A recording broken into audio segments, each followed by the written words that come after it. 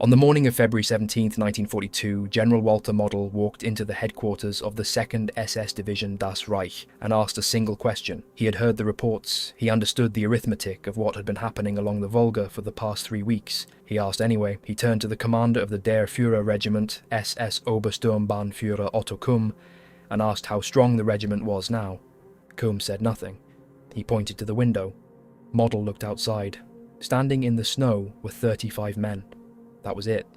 That was the Der Führer regiment of the 2nd SS Division Das Reich, what was left of a unit that had entered the Soviet Union in June 1941 with 2,000 soldiers. 3 weeks of winter fighting along a 4-mile stretch of the Volga River, in temperatures that sank to 46 degrees below zero, had reduced one of the elite formations of the Waffen-SS to the size of a reinforced platoon. This is the story of what happened to those men, and why it mattered. To understand Rzhev, it is necessary to understand what preceded it. In the autumn of 1941, the German army stood at the gates of Moscow. Operation Typhoon, the Wehrmacht's drive on the Soviet capital, had carried Army Group Center across 300 miles of Soviet territory and brought its spearheads to within 8 kilometers of the Kremlin. For a period in late November, certain German officers claimed they could make out the sun's reflection on the onion domes of the city's churches through their field glasses.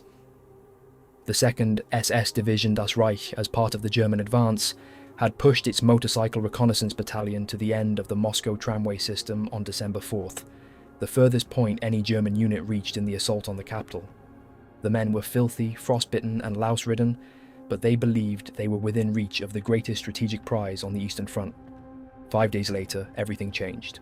At dawn on December 5th and 6th, 1941, the Soviet Western Front under General Georgy Zhukov launched a full-scale counteroffensive against the overextended and exhausted German line around Moscow. The timing was deliberate.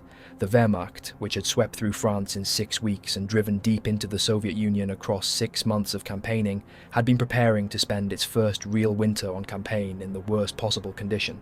Lubricants and fuel had not been winterized for temperatures far below zero. Firing pins in rifles and machine guns snapped in the cold. Tank engines refused to start. Horse-drawn transport, and the German army of 1941 was still heavily dependent on horses, collapsed by the tens of thousands as animals simply froze to death.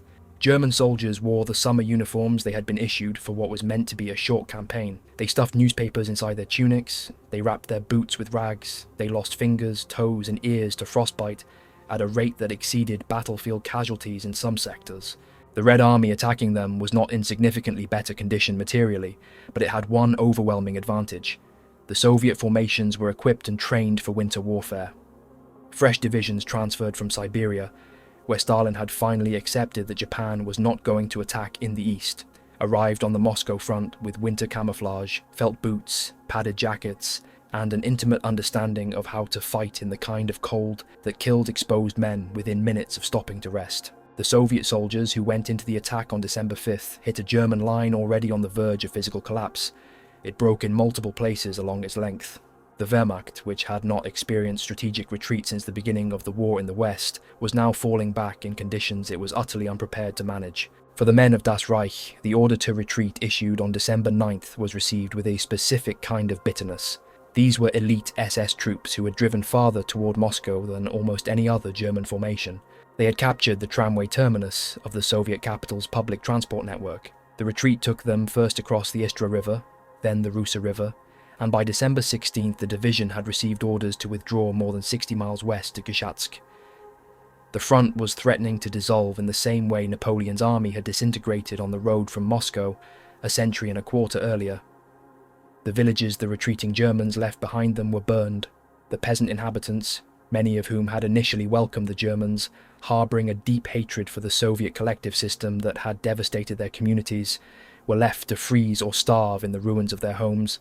The horizon behind the retreating columns glowed red from the burning. The Soviet plan for this winter offensive extended far beyond simply recovering the ground lost around Moscow. Stalin had tasted a victory he had not expected to achieve so soon, and he wanted more. His commanders at Stavka conceived an offensive that would encircle and destroy the bulk of Army Group Center in a single gigantic envelopment. The plan called for simultaneous thrusts against the northern and southern flanks of Army Group Center, with the two arms of the pincer converging at Vyazma on the Moscow-Minsk motor highway, the primary supply artery for the entire German army group. If this worked, The bulk of Army Group Center, the formation responsible for the drive on Moscow, would be cut off, surrounded, and destroyed. It was, in strategic ambition, a Soviet attempt to do to Army Group Center what Army Group Center had repeatedly done to Soviet armies in the summer of 1941. The Soviets called it the General Winter Offensive. The northern arm of this pincer was the Kalinin Front, commanded by General Ivan Konev.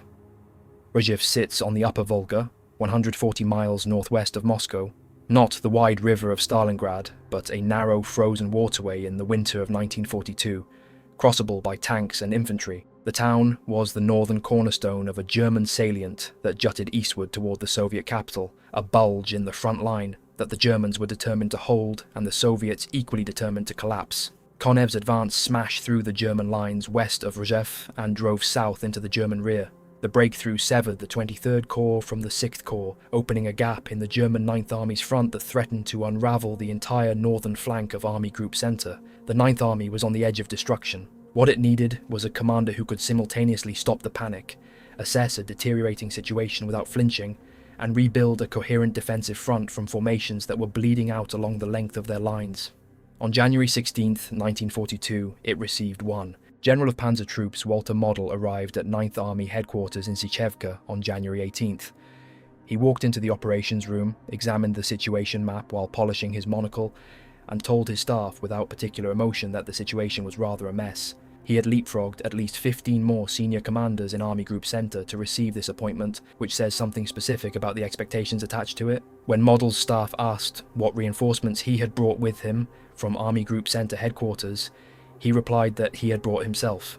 This was not bravado. Model's entire operational method was premised on the idea that a commander's physical presence at the decisive point was worth more than any additional unit. He spent approximately 1 hour each day studying his maps and 10 hours visiting his frontline positions, moving by vehicle when the snow allowed, by Feisler Stork aircraft when it did not, and once, famously, by arriving at a frontline headquarters on horseback when no other means of transport could break through the drifts.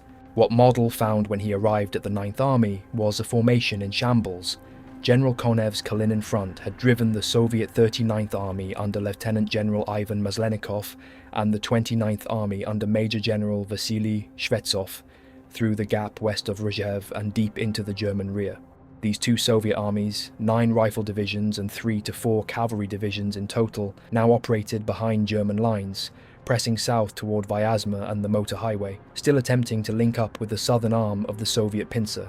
If they succeeded, Army Group Center would be encircled. The German 9th Army faced destruction in detail unless it could close the gap and seal the breach before the two Soviet pincer arms connected. Model immediately set about doing exactly this, drawing on every available unit, reorganizing formations that had lost much of their command structure, and committing his panzer reserves, the 5th, 9th and 1st Panzer Divisions, together totaling only 157 operational tanks, as mobile fire brigades to seal breaches wherever the Soviet pressure threatened to become decisive. The formation at the center of Model's crisis management was the 2nd SS Division Das Reich, and within Das Reich, one specific regiment would bear the worst of what was coming.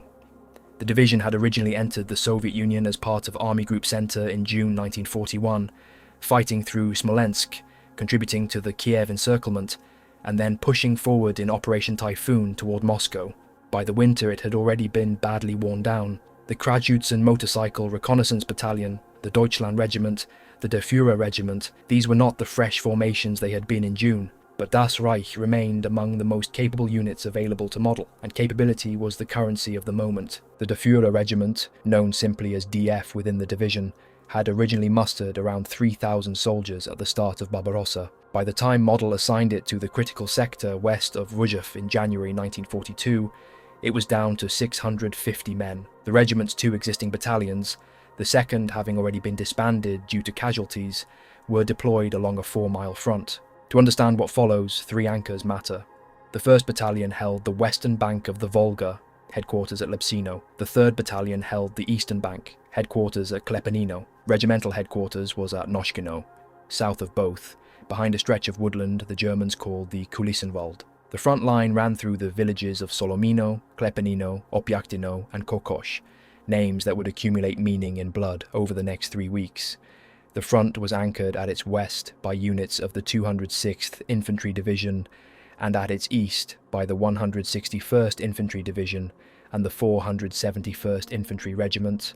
The man commanding these 650 soldiers was SS Obersturmbannführer Otto Kumm, born in Hamburg in 1909, a typesetter by trade before joining the SS Verfügungstruppe in 1934. Kumm had commanded the 3rd Battalion of the Führer through the Balkans campaign in 1941 and taken over the regiment itself in July 1941, barely 3 weeks into Barbarossa. He had led DF through the fighting at Kiev and the approach to Moscow. By January 1942, he was an experienced regimental commander who understood exactly how thin his margins were. The foreboding 9-foot wide tank tracks that crossed the frozen Volga at 2 points on his front, the tracks of Soviet armour that had already breached German lines once before, told him what was coming. Model told him directly, hold at all costs. Kumm saluted. He understood what the words meant in this context. Winter warfare along the upper Volga in January and February 1942 imposed conditions on both sides that require specific acknowledgement, because those conditions determined what was tactically possible and what was not. The mean temperature across the battle period was below -30°C, with recorded lows reaching -46. At these temperatures, exposed skin freezes within minutes, moisture in the soil and in the timbers of village buildings becomes structural. The frozen ground is harder than concrete, which is why the Germans use mines and cartridges to blast their fighting positions and machine gun pits rather than digging them with shovels. The same ground that could not be dug with normal tools also meant that Soviet tanks, which would have bogged in mud, moved across the landscape with relative freedom. The frozen surface supported their weight without difficulty. Snow reduced the blast radius and fragmentation spread of artillery shells, mortar rounds and grenades that detonated in deep snow, rather than on hard ground. This was a significant operational factor. German defensive fire was less lethal per shell expended than it would have been in warmer conditions, which partly explains why the 30th Army's casualties, though severe, did not translate into even faster destruction of the attacking formations. The cold also made possession of village buildings a matter of survival rather than simply a tactical preference. A man who spent a night in a snow pit could survive, but would emerge in the morning with his feet and hands compromised by frostbite. A man who spent consecutive nights outside without a sheltered position risked death from exposure alone. For both sides, the villages were not just defensive anchors, they were the difference between a formation that could fight in the morning and one that could not. This is why Klepanino, Solomino, Lepsino, and the Kirchdorf were contested to the last available man rather than abandoned under pressure. Abandoning them to the cold was almost the equivalent of abandoning them to the enemy. On January 26th, reconnaissance patrols from the 1st Battalion found no enemy activity on the western side of the river. The battalion crossed the Volga, drove Soviet forces out of the village of Noshkino, destroyed it to deny it as an enemy base, and withdrew. On the eastern side, things went badly from the first. The Soviets were well entrenched on a wooded hill to the north, and German attempts to dislodge them were thrown back in a counterattack that killed the Eastern Battalion's commander, Hauptsturmführer Schultz. German artillery and machine gun fire stopped the pursuing Soviet infantry before they could exploit the opening. The pattern of the fighting that would dominate the next 3 weeks had already established itself. Localized German successes purchased at severe cost.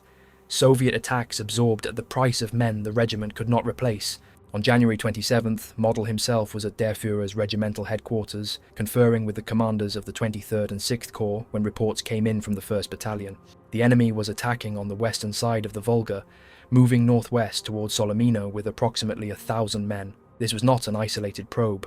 Similar skirmishes had been erupting along the entire DF front since before midnight, and Soviet armour had been spotted, concentrating in front of Klepanino. An icy wind swept across the frozen river as DF's companies stood at constant alert, their weapons cleaned and prepared for a temperature that froze the breath the moment it left a man's mouth. The morning of the 28th confirmed the scale of what was coming.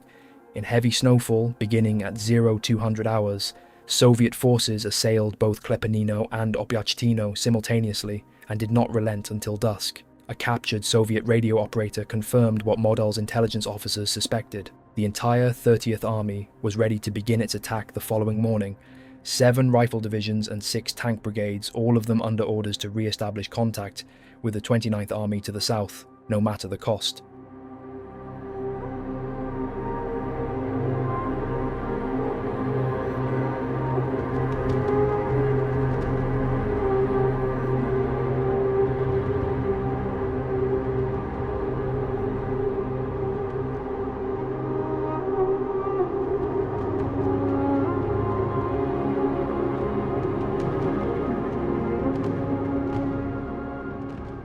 The Soviet 30th Army was commanded by General Dmitry Lelyushenko, and when it attacked on the morning of January 29th, it attacked with a purpose that explains everything about what followed. To the south, two entire Soviet armies, the 29th and 39th, were trapped behind German lines, fighting to survive inside models tightening encirclement. The only way to reach them, to open a corridor before the cauldron closed, was to tear through der Führer's sector on the Volga. That was the 30th Army's mission. It explained 3 weeks of continuous attacks, day and night, in temperatures that made fighting almost unbearable. It attacked in the pattern that would characterize every operation throughout the battle, battalion after battalion, regiment after regiment, brigade after brigade, thrown at the German positions without concentrating strength on a single focal point. The cold was not a temporary condition. It was a permanent feature of the battlefield. Temperatures sank as low as 46 degrees below 0 Celsius. At those temperatures, a man's exhaled breath freezes before it disperses. The metal of weapons became brittle, oils congealed, machine guns required constant manual cycling to prevent the mechanisms from seizing. German troops who spent the night in snow pits after the heat of combat ran the risk of frostbitten feet and toes. In one documented instance, Soviet soldiers emerging for an assault after spending the night outside were so stiff from the cold that they could not prevent a German withdrawal even as the Germans passed within 100 yards of them. Otto Kumm recorded what the battle had become in terms that stripped away any abstraction. The heroism of the men in those days, he wrote, by far exceeded anything accomplished so far.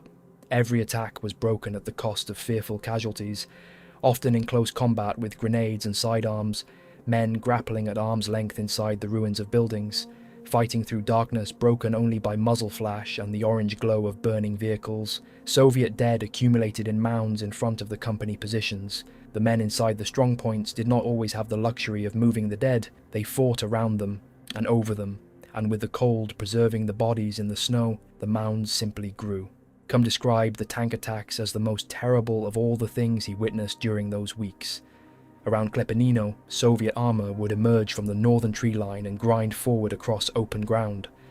The crews understanding that the German anti-tank guns were fewer each day, that the packs that had been there yesterday were buried in snow or destroyed, that persistence would eventually find a gap.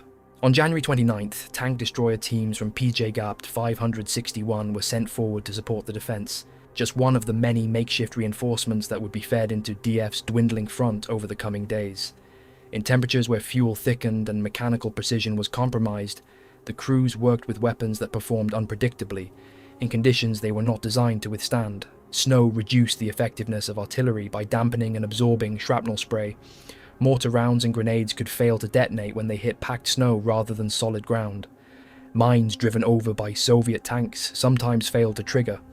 The battlefield imposed its own physics on both sides, and those physics consistently disadvantaged the defender, who was running out of everything. 7 Soviet tanks were destroyed between Klepanino and Kokosh on January 30th, but others rolled over 3 German machine gun positions east of the village. By 1800 hours, Soviet infantry had entered the eastern part of Klepanino. The 9th Company, reduced to 30 men by 2200 hours, was fighting to push them back street by street through a village that was already largely rubble. The same grim reports were arriving at der Führer's regimental headquarters from across the entire front.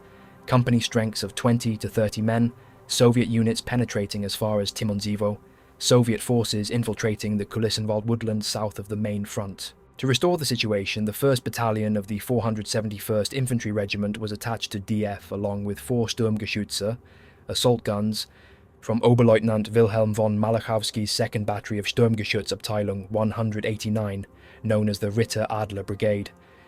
Malachowski had just received the Knight's Cross. The assault guns were among the most valuable weapons on this particular front, combining armour and firepower in a package that could move through snow conditions that would have challenged conventional tanks.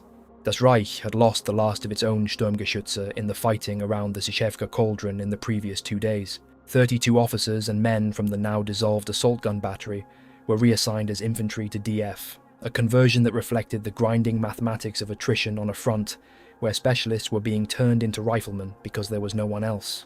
On January 31st at 11:10 hours, Malachowski's assault guns rolled forward through a flurry of snow. They supported the 1st Battalion of the 471st Infantry Regiment and 2 companies of the 256th Infantry Division in a counterattack to secure the ground between Klepanino and Obyaktino. Tank-to-tank engagements developed in which 3 Soviet tanks were left burning in the snow. The remainder withdrew into the northern woodlands. Whenever they emerged from the tree line, fire from the Sturmgeschütze drove them back. The 256th Infantry Division reinforced Klepanino's defence with its 3rd Pioneer Company, and alongside 9th Company and the tank destroyer guns of Panzerjäger Abteilung 561, the Pioneers managed to contain renewed Soviet penetrations north of the village. By February 3rd, the anti-tank detachment under Lieutenant Peterman had tallied 20 T-34s destroyed. The 50mm PaK anti-tank gun could, under optimal conditions, penetrate 56mm of armour sloped at 30 degrees from a range of 1,000 yards, but conditions at Klepanino were not optimal.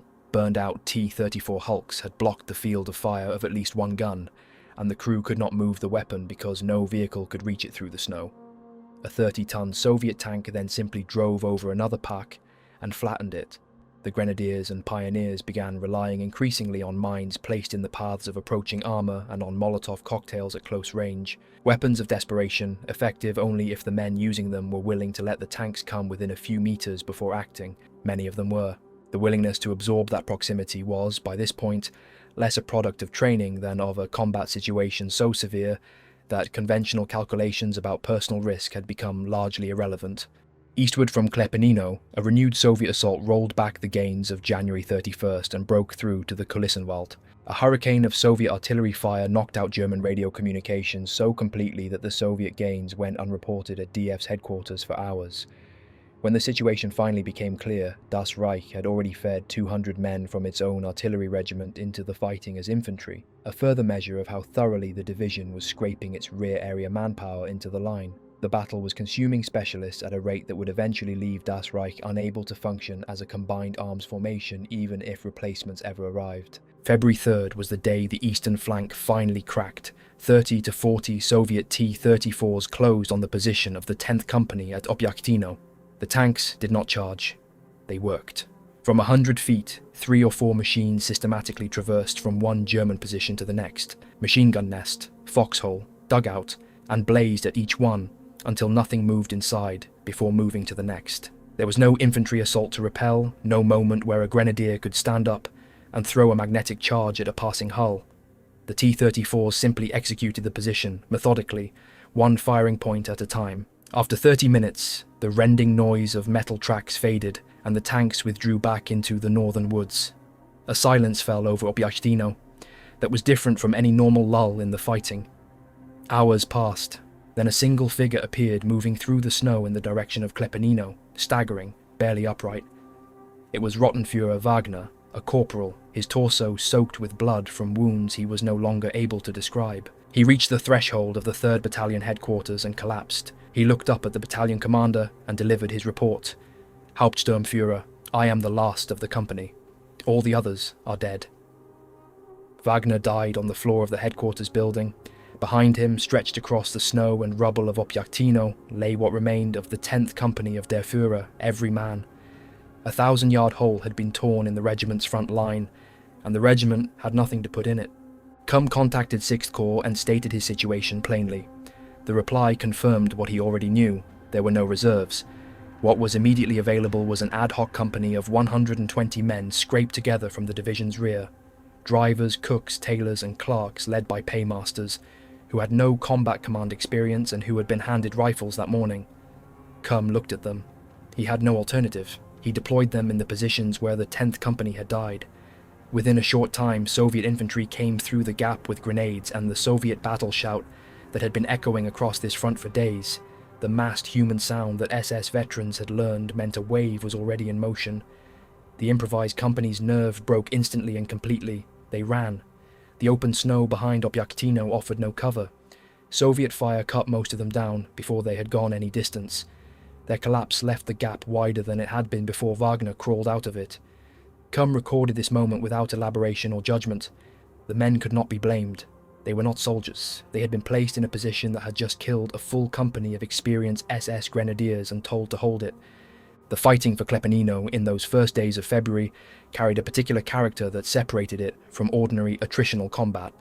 The The village was not simply a line on a map. It was a collection of log and timber structures on a slight rise above the frozen river, surrounded by open ground that offered the attackers nothing. The Germans had turned it into a fortress of the most primitive kind. Fighting pits blasted into frozen floors, slits cut through lower wall timbers, machine guns at corners and upper windows. The Soviets attacking from the north had to break from the tree line and cross several hundred yards of open snow, under fire from the moment they left cover. They came in the early morning darkness when the German gunners were working on sound and muzzle flash. They came at midday, when the snow's glare lit the open ground with a flat, merciless clarity. They came at dusk when visibility was failing and tracer rounds drew orange lines low across the white. The attacking Soviet rifle companies suffered for every yard of that crossing. The mounds of dead that accumulated in front of the German positions grew higher with each day. The cold preserved the bodies where they fell. Men fighting their 6th consecutive day in the same building had been looking at the same frozen dead through their firing slits since the fighting began, and yet the attacks continued. The 30th Army had its orders. The trapped formations inside the cauldron needed a corridor, and only this sector could provide one, and that meant the attacks could not stop regardless of what they cost. Despite the artillery barrages and the continued Soviet attacks, the German defences at Klepanino held through the first days of February.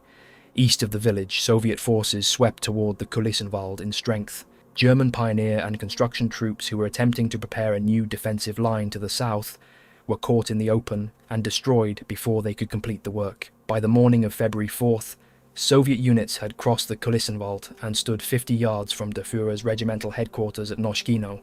Noshkino should not have been defensible. It was a village of 8 buildings, none of them designed for combat, surrounded on 3 sides by terrain the Soviets already controlled. The men inside were administrative and signals personnel, officers, adjutants, radio operators, drivers, not frontline infantry. What they had was Kum's order: prepare the position. They worked through the night. Floors were hacked open and fighting pits dug beneath the boards. Firing slits were cut into the lower timbers of each wall, low enough that a man lying flat could aim out while presenting the smallest possible target. Every door was barricaded, ammunition was distributed to positions. Hauptsturmführer Holzer organised the defence and then moved continuously between the buildings, through corridors that were increasingly filled with rubble from Soviet tank rounds, striking the upper walls. When a building's upper floor collapsed under sustained fire, the men below reorganised in the ruins and kept shooting. When a wall was breached, men moved to the next wall. For 3 days, Soviet attacks came against Noshkino without pause, the fire from their tanks working through the buildings one by one, turning log and timber to splinter and ash. The men inside held what remained. Holzer was everywhere. His name appears in multiple accounts of those 3 days, always in the same role, present where the situation was worst, keeping men at their weapons when their weapons were surrounded by the bodies of the men who had been using them an hour before. The situation was building toward a crisis that would define the battle's outcome. To the southeast, the Sychevka cauldron, the encirclement of the Soviet 39th Army and 29th Army that Model had been engineering since his arrival, was approaching its climax. Those Soviet armies needed to break out, and breaking out required a corridor through the Der Führer regiment's sector. The 30th Army's attacks, day after day, night after night, were not random. They were attempts to tear open the German front and re-establish contact with the encircled formations before Model's tightening ring destroyed them. The pressure would only increase as the cauldron tightened. The temporary blunting of the Soviet attack on Noshkino allowed the last 2 companies of the 1st Battalion of the 456th Infantry Regiment to be thrown into the battle. One company struck northwest from Noshkino along the road to Klepanino, but Soviet infantry emerged from the woods before they reached the village and stopped them cold. A second company struck northeast toward Timonzewo.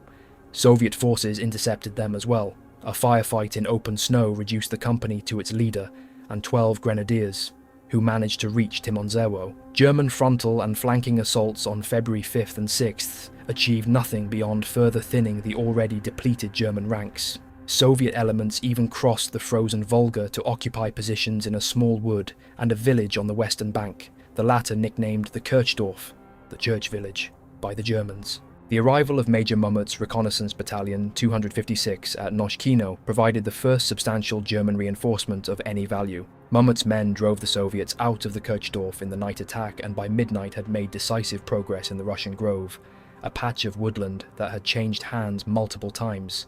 February 6th was also catastrophic for the 1st Battalion on the western bank of the Volga. The advanced positions at Paikovo and Krutiki had already been consolidated back into the main defence at Solomino. After clearing mines, the Soviets hit the 1st Battalion in full strength. The entire 2nd Company of Der Führer was destroyed that day, following the 10th Company to the grave. What remained of the 1st Battalion's grenadiers held on through the day with artillery support, but the numbers had become grotesque.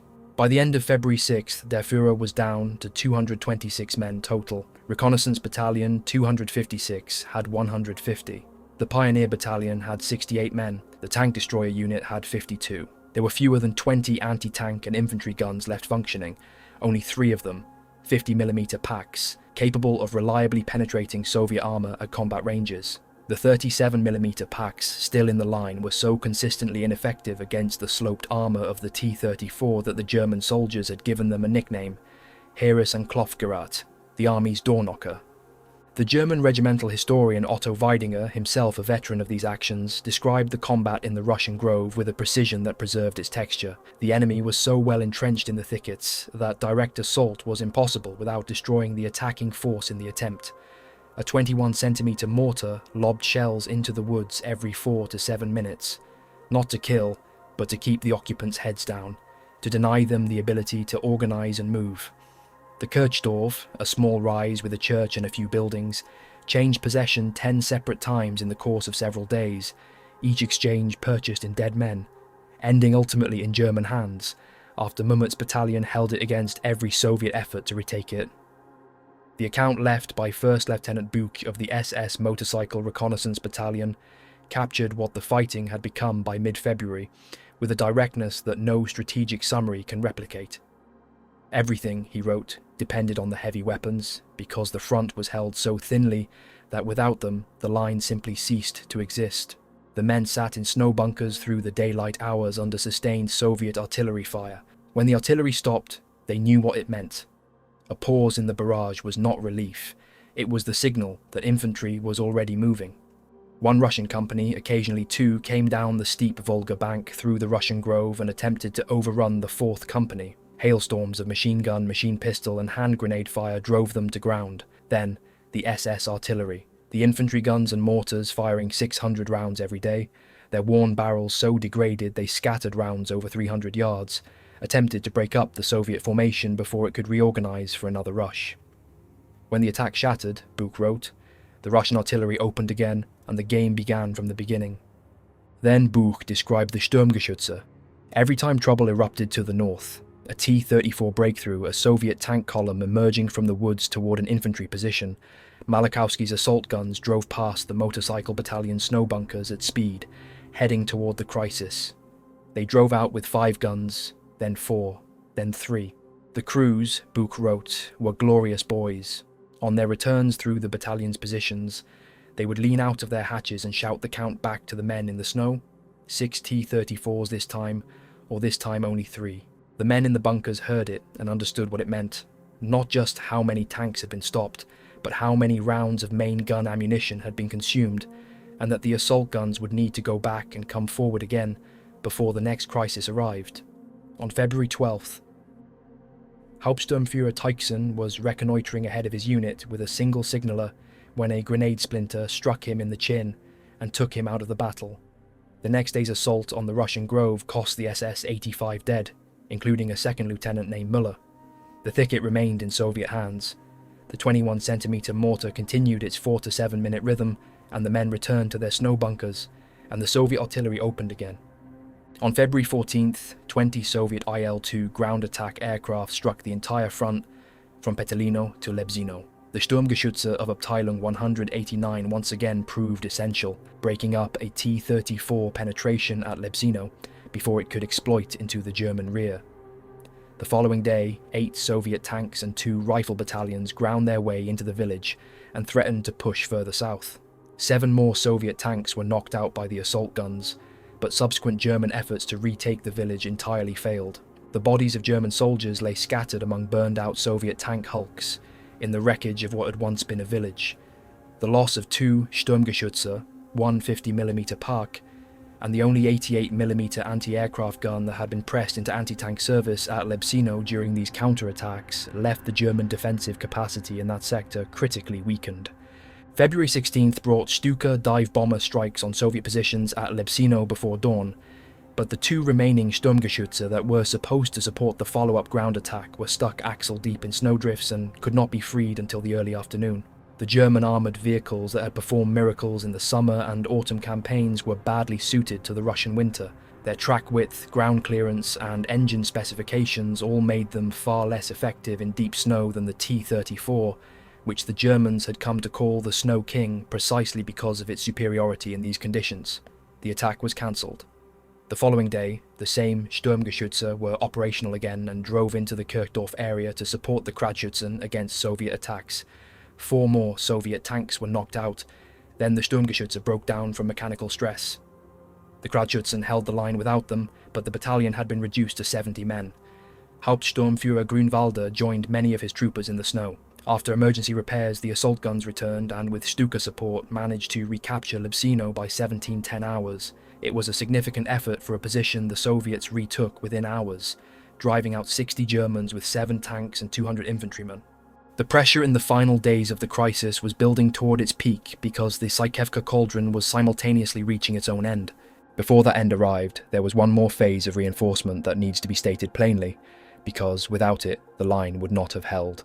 On February 9th, headquarters and the 1st Battalion of the Deutschland Regiment of Das Reich, 590 men, among the finest soldiers in the division, arrived from Rzhev by troop carrier column and took position to the right of their Führer. Battalion headquarters went to Petrolino, regimental headquarters to Petuno. This was not enough to restore the front to anything resembling full strength, but it was enough to anchor the right flank and allow Kum to concentrate the remnants of his depleted companies at the worst hit sectors.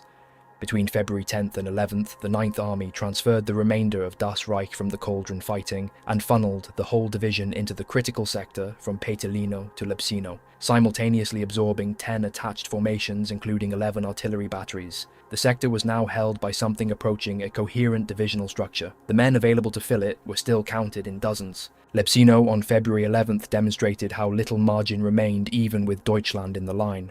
The 2nd Battalion of the 252nd Infantry Regiment and the 251st Pioneer Battalion were pushed out of the village and their eastern positions by Soviet tanks. SS counterattacks by the remnants of Der Führer's 1st Battalion retook the ruins. Soviet tanks ejected them again. Kum ordered a 3rd attack.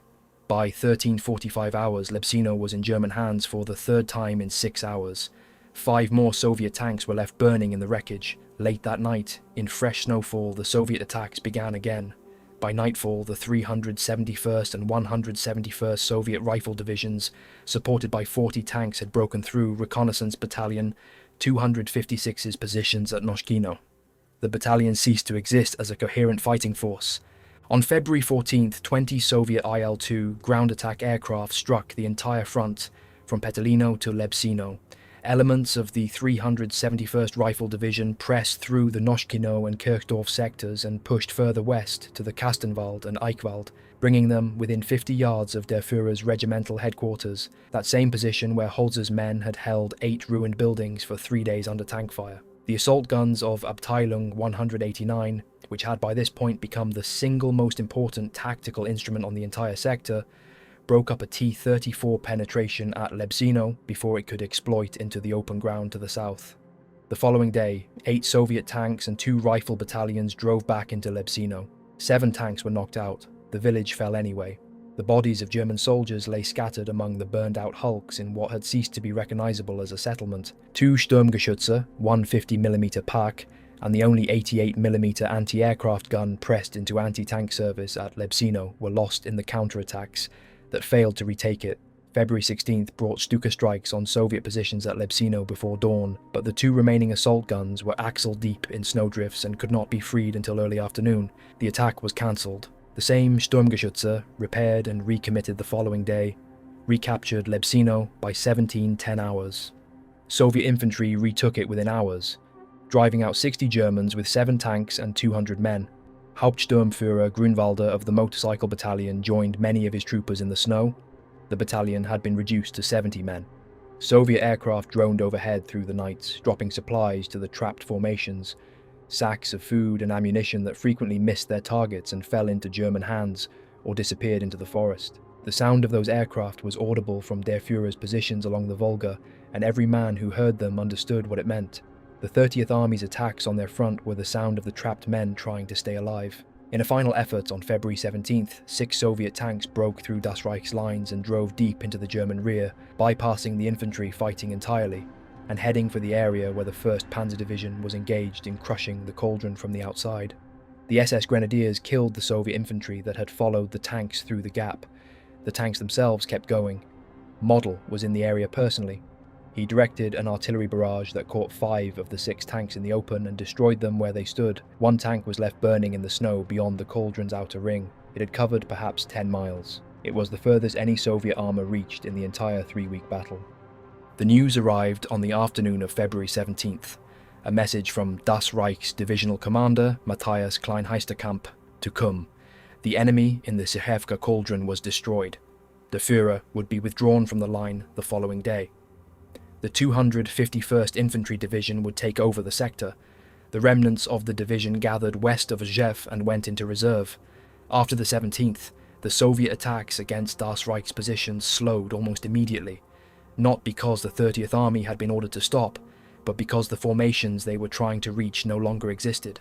The battle was over. The price on the Soviet side was catastrophic. The 29th Army had been virtually obliterated inside the cauldron.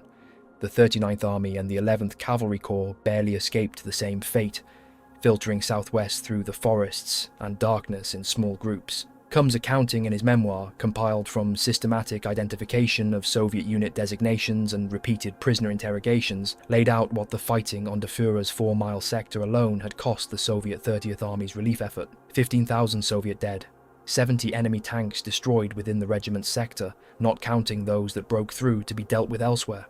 Across the wider cauldron battle, 27,000 Soviet dead total, 5,000 prisoners. 187 tanks destroyed or captured, 343 infantry guns, 256 anti-tank guns, 7 anti-aircraft guns. The 8th Air Corps added 68 aircraft, 4 more tanks, 28 guns and over 300 trucks. Model had reversed 2 months of defeats and saved the 9th Army, and, in conjunction with the German success south of Vyazma, saved Army Group Center. The Great Soviet Winter Offensive had failed. Model stood at Das Reich's headquarters that same day and asked Kum how strong the regiment was. He already knew the approximate figure. He asked anyway, perhaps because certain numbers need to be stated aloud, spoken in a room, witnessed. Kum pointed to the window. 35 men in the snow. Der Führer had started Barbarossa with 2,000. Kum was awarded the Knight's Cross on February 16th, one day before the cauldron closed.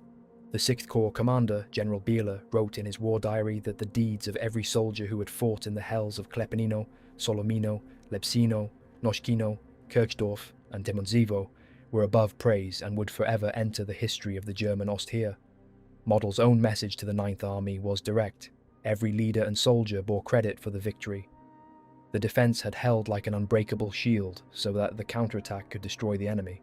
The oak leaves Hitler bestowed on him, Model said, he would carry in thankful pride of the soldiers of the 9th Army, especially those who had given their lives to fulfill the mission.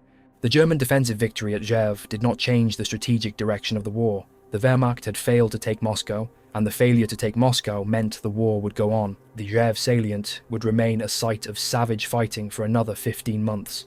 In November 1942, Zhukov would throw more men and armour at Model's 9th Army in Operation Mars than the Soviets simultaneously committed to the encirclement at Stalingrad, and fail again, at a cost the Soviet government suppressed for decades. The total Soviet losses at Rzhev from January 1942 to March 1943 amount to between 390,000 and 450,000 killed, with sanitary losses approaching 800,000 additional.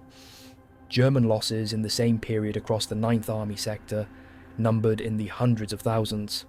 The town of Rzhev itself had held 54,000 inhabitants before the occupation. When the Germans finally withdrew in March 1943, fewer than 300 civilians remained. A local resident told people searching for remains after the war that the bulldozers shoveled up bones everywhere they went. The land itself had become the graveyard. The Der Führer regiment, 2,000 men in June 1941, 35 in the snow on February 17, 1942. The difference is the story.